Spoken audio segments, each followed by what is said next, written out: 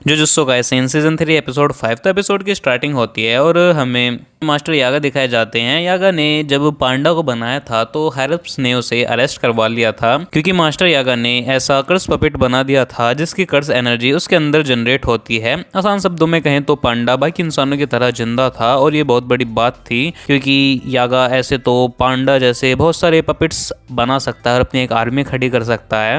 हैरप्स चाहते थे कि यागा अपनी टेक्निक उन्हें भी बता दे, पर यागा साफ मना कर देता है, क्योंकि वो जानता था कि हैरप्स इस टेक्निक का गलत इस्तेमाल ही करेंगे। तो वो उनसे कह देता है कि उसने गलती से पांडा को बना दिया और अब ऐसा फिर वो नहीं कर सकता। और जिसके बाद हम देखते हैं हमें स्टोरी प्रेजेंट में दिखाई जाती है और मास्टर यागा ने और भी ऑटोमेटिक पपेट बनाए हुए थे, पर उसने उन्हें एक जंगल में छुपा कर रखा था। और एक पपेट यागा से आकर पूछता है कि उसका मूड खराब क्यों है। तो यागा बोलता है कि अब मैं काफी दिनों तक तुमसे मिलने नहीं आ पाऊंगा, लेकिन फिर भी तुम लोग ठीक रहोगे, क्योंकि इस जंगल को मास्टर टेंगन प्रोटेक्ट करते हैं और तुम्हारी मदर भी तुमसे मिलने आती रहेगी। जिसके बाद सभी पपेट्स वहां पर यागा को अलविदा कहते हैं और यह भी कि वो उसे मिस करेंगे।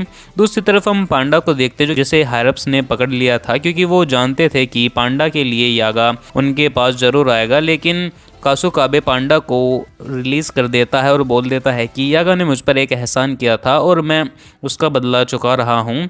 असल में कासुकाबे की एक बहन है जिसका बेटा ताके अब इस दुनिया में नहीं है, और इस बात से उसकी बहन को बहुत बड़ा सदमा लगा था और वो ठीक से चल भी नहीं पाती थी। तो यागा ने उसी के लिए एक पपेट बनाया था जिसमें उसने उसके बच्चे की इंफॉर्मेशन डाली थी, जिससे वो पपेट बिल्कुल तागेरो की तरह बातें कर रहा था। और उसे देखकर कासुकाबे की बहन में से बाहर आ गई थी और उसने उस पपेट को गले लगा लिया था। यागा बोलता है कि वो लोग इस पपेट को अपने साथ नहीं ले जा सकते, वरना हैरप्स को पता चल जाएगा। फिर कासुकाबे की बहन इससे मिलने के लिए इसी जंगल में आ सकती है और कासुकाबे इसके लिए यागा को फिर शुक्रिया बोलता है। जिसके बाद फिर हमें कहानी दोबारा प्रेजेंट में दिखाई जाती है और यागा के सामने एक मास्क पहनकर सोर्सरर आ जाता है और वो उससे पूछता है कि वो कहाँ जा रहा है। तो यागा बोलता है कि अपने बेटे पांडा से मिलने। वो सोर्सरर कहता है कि हैरप्स ने तुम्हें मौत की सजा सुनाई है, अगर तुम बचना चाहते हो तो बता दो कि ऑटोमेटिक पपेट्स कैसे बनाते हैं। यागा बोलता है कि गोजो नहीं है तो तुम लोगों की हिम्मत कुछ ज़्यादा ही बढ़ गई है, और वो लड़ने को तैयार हो जाता है। और तभी उसे गिटार की आवाज़ सुनाई देती है और वो देखता है कि गाकू कांजी भी वहाँ उसे मारने आए थे और इनमें लड़ाई होती है और यहाँ यागा को बुरी तरह से घायल कर देते हैं वो। फिर गाकू कांजी उस दूसरे सोर्सरर को यहाँ से जाने के लिए बोलते हैं और इसके बाद यागा ऑटोमेटिक पपेट बनाने के मेथड को बताने लगता है, जहाँ पर वो बताता है कि उन्हें सबसे पहले सोल इन्फॉर्मेशन की कॉपी करके कार्ड पपेट के कोर में डालना होता है और उन्हें 3 सोल्स को एक कोर में डालना होगा जो एक दूसरे को ऑब्जर्व करती रहेंगी और करीब 3 महीने बाद एक ऑटोमेटिक पपेट बन जाएगा। गाकू कांजी पूछता है कि तुम ये सब अब क्यों बता रहे हो, पहले बताते तो तुम बच जाते। यागा बोलता है कि ये एक कर्स है जो मैं अब तुम्हें दे रहा हूँ। तभी पांडा वहाँ भागते हुए आता है और देखता है कि उसके आने में देर हो गई, क्योंकि उसका फादर यागा अब इस दुनिया में नहीं है। वहाँ भागकर यागा के पास आता है और गाकू कांजी पूछता है कि तुम मुझसे लड़ोगे नहीं क्या, तुम्हें गुस्सा नहीं आ रहा। पांडा फिर कहता है कि मैं बाकी इंसानों जैसा नहीं हूँ, तुम्हारी यागा से कोई दुश्मनी नहीं थी, तुम बस ऊपर के ऑर्डर्स को फॉलो कर रहे थे। लेकिन ये बात जरूर याद रखना कि एक पांडा भी रो सकता है। पांडा यागा की मौत पर रोने लगता है। दूसरी तरफ हमें यूजी और मैगुमी को देखते हैं, जिन्हें टेंगन ने बताया था कि हकारी ने एक बिल्डिंग के अंदर अपना फाइट क्लब खोल रखा है, जहां आम लोग सट्टा लगाने आते हैं और सोर्सरर आपस में फाइट करते हैं। बिल्डिंग में घुसने से पहले मैगुमी और यूजी अपने कपड़े बदल लेते हैं, क्योंकि हकारी को पता चला कि वो लोग जुजुत्सु हाई के स्टूडेंट है तो वो भाग जाएगा।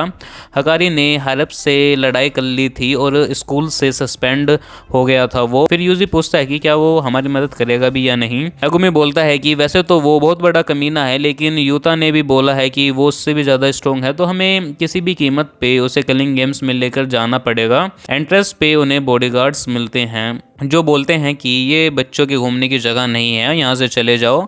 मैगुमी बोलता है कि वो फाइट क्लब के लिए आए हैं, तो गार्ड उसे मुक्का मार कर डराने की कोशिश करता है, लेकिन मैगुमी अपनी जगह से हिलता नहीं और गार्ड बोलता है कि फाइट क्लब का पहला रूल है कि फाइट क्लब के बारे में किसी को नहीं बताते। मैगुमी बोलता है कि मुझे जिस फाइटर ने बताया था मैं उसे मार चुका हूँ और अब मैं खुद उस फाइटर की जगह लड़ने आया हूँ।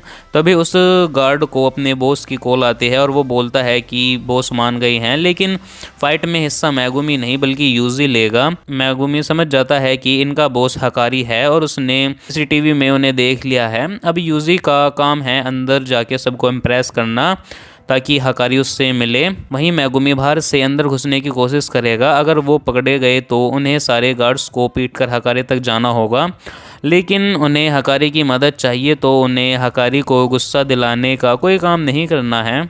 अब शाम को यूजी अंदर जाता है। गार्ड उसे बताते हैं कि फ़ाइट्स के 2 रूल हैं। पहला कि फ़ाइट करने वाला फ़ाइट छोड़कर भाग नहीं सकता, और दूसरा कि उन्हें कर्स टेक्निक का इस्तेमाल नहीं करना, क्योंकि आम लोग कर्स टेक्निक को देख नहीं सकते तो उनके लिए मैच बोरिंग हो जाता है।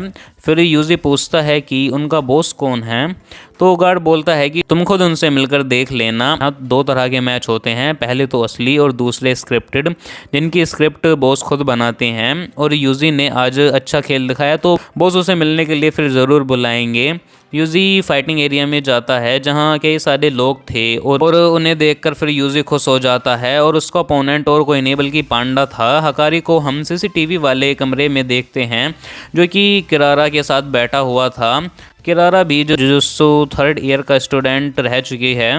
हकारी बोलता है कि आजकल के मैच बहुत ठंडे और बोरिंग हो गए हैं, क्योंकि ऐसे बहुत कम लोग हैं जो पांडा को हरा सकते हैं। लेकिन यूजी और पांडा बहुत अच्छे से लड़ रहे थे, वो सबको एंटरटेन भी कर रहे थे। यूजी पांडा से पूछता है कि उसे हकारी मिला क्या, तो पांडा कहता है कि नहीं। यूजी पांडा को हल्के से पंचेस मार रहा होता है और पांडा ऐसे चिल्ला रहा होता है जैसे उसे बहुत दर्द हो रहा हो। यूजी अब उसे एक नकली मुक्का मारता है और पांडा दूर जाकर गिरता है और बोलता है कि अरे बहुत ज़ोर से मार दिया। और फिर यूजी की फ़ाइट देखकर हकारी भी इम्प्रेस हो जाता है और उसे अपने ऑफिस में मिलने के लिए बुलाता है।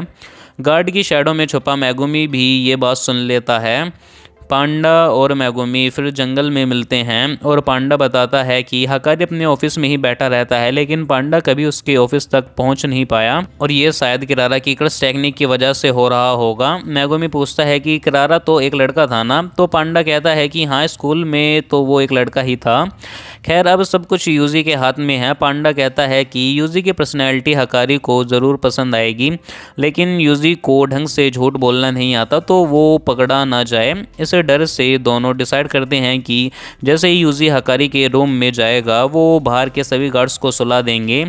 बस दिक्कत किरारा की टेक्निक की है। इधर यूजी और भी मैच जीत जाता है और फिर हकारी उसे अपने रूम में बुलाता है।